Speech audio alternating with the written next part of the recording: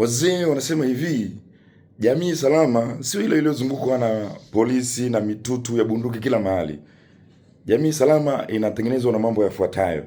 Kitu cha kwanza, haki. Haki kisha kuwepo, amani automatic ina flow. Na kukisha kuwa na amani, jambo la pili, amani inajitokeza baada ya haki kuwepo. Amani kisha kuwepo, watu wanakuwa na mshikamano. Kwanza wanaaminiana, alafu wanapendana. Wakisha kuwa na mshikamano, wanakuwa na imani kwa muumba wao, kwa sababu wanajijua kwamba wao wenyewe sio waumbaji wa hii dunia. Na wanajua kabisa wao sio, hawajajiumba wenyewe, kuna ambaye wanamwamini. Kwa hiyo wanakuwa na imani kwa muumba wao. Baada ya kuwa na imani kwa muumba wao, wanaheshimu sasa utu wa binadamu mwenzao. Kwa hiyo jamii inakuwa inalindwa na hivyo vitu: haki, amani, mshikamano, alafu imani kwa muumba, na mwishoni kunakuwa na kuheshimu utu wa binadamu.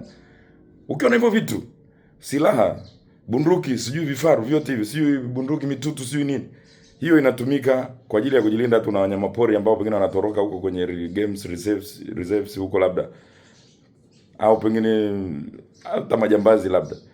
Lakini hivi vitu vikosekana, jamii salama upati. Hata kama una vifaru, hata kama una vitu gani, hata kama una silaha za aina gani, jamii salama haiji kwa silaha.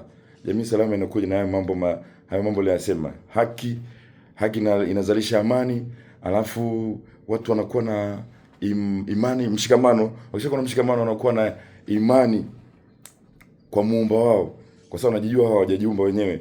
Alafu wakishakuwa na imani, wanakuwa wanaheshimiana wao kwa wao. Kwanza wanamheshimu muumba wao, alafu wanaheshimu utu wa binadamu wenzao. Jamii inakuwa kama paradiso fulani hivi. Siku njema.